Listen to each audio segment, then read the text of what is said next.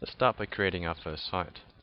On our home page, login box on the right hand side, we can just enter in our username, which will be our email address, and then our password, and then click on login. Once we log in, we'll get a view of all the sites that we are members of. If we want to join another site, we can click on the option here. This allows us to participate and join sites that other Alphastudy users have created. Or if we wish to remove ourselves from the member list, we can click here, remove me from a site. What we'll do now though is click on create a new site to start off our first sample Alphastudy site. As with any online site, we're given the option here to add our site title, our subheading. We can select a category, select a logo.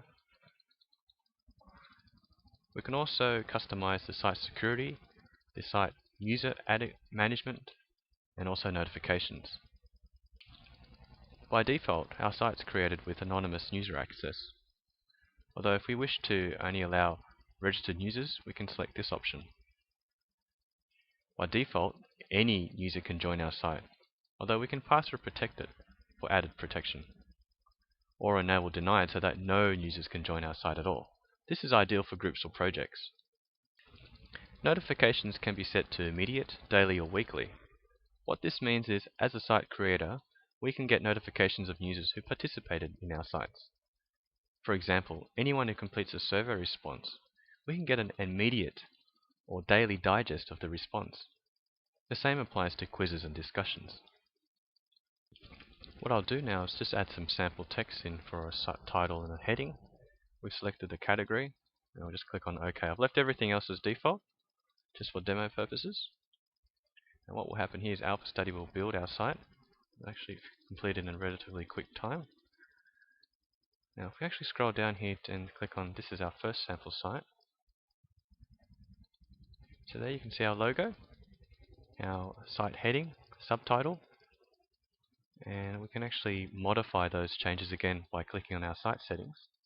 And here we can change the site title and site heading, subheading again. We can also change the category and change the logo. Once again, we can also change the site security and user management and the notification settings. Each site is built with the following. We can actually create our online or report or mini blog here. Our pictures and documents which we upload are automatically saved in the repository. We also have a discussion, quizzes and surveys. We can edit the module list so that we can hide or make content accessible to certain viewers.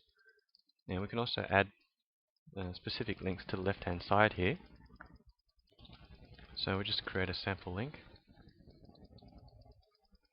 Now that link, which is displayed here, will now be shown on the left hand side here. So we can modify and add links. We can also hide the content so that we don't want users to see the repository or discussion, or we only want users to see the repository. If we go back now, all of those remain hidden, so as a public viewer or user on the internet, all they'll see is this. So although each Alphastudy site comes pre-built with all the tools you'll need, you don't have to use all the tools. You can hide and disable the tools so that you can focus on content-specific sites. Let's start by using our online report or mini blog section here. So we'll just create our first new content. This is quite an advanced content editor. It allows us to embed HTML code as well as upload files directly from our PC or even from our repository.